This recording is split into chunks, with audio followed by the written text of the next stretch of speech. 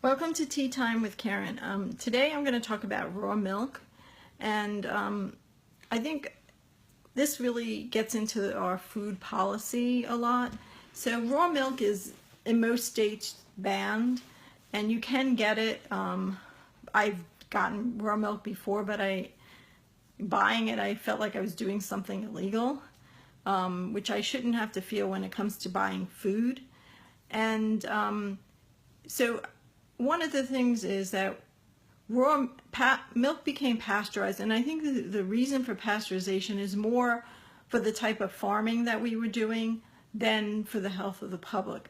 When you raise animals in closed quarters and they're not walking around and not eating a good diet, most cows are fed grains, then they're more prone to get bacteria and other diseases. So a good way to prevent that is to pasteurize the end product so that these aren't passed on. We did not have health issues with milk until the farms kind of changed and we're no longer growing free-range farms. So there are just inherent in raw milk itself, whether pasteurized or not, but the farming practices of farmers who are selling raw milk are much better. These are animals that are free range, they're raised humanely, they're fed a grass diet. So overall the general health of these animals is much better than that of the typical farmer.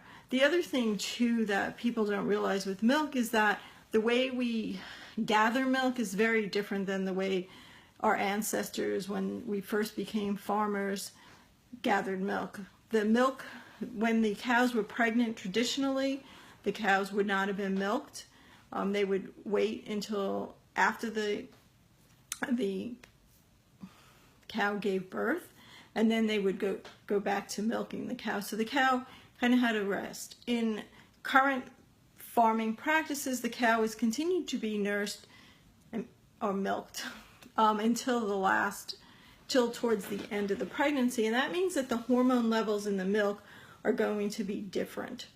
And that is not a good thing because we don't know, when we're buying the milk, we don't know outside of the nutrients listed what else is in the milk, and when the hormone levels change in the milk, that changes how our body responds to it.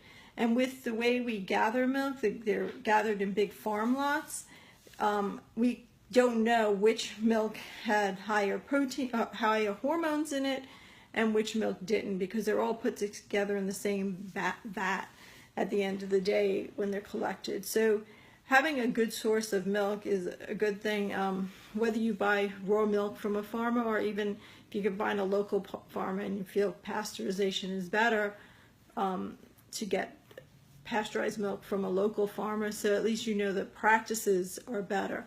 But there are some benefits to raw milk, and one of the big things is a reduction of allergies. And actually, study was done on children.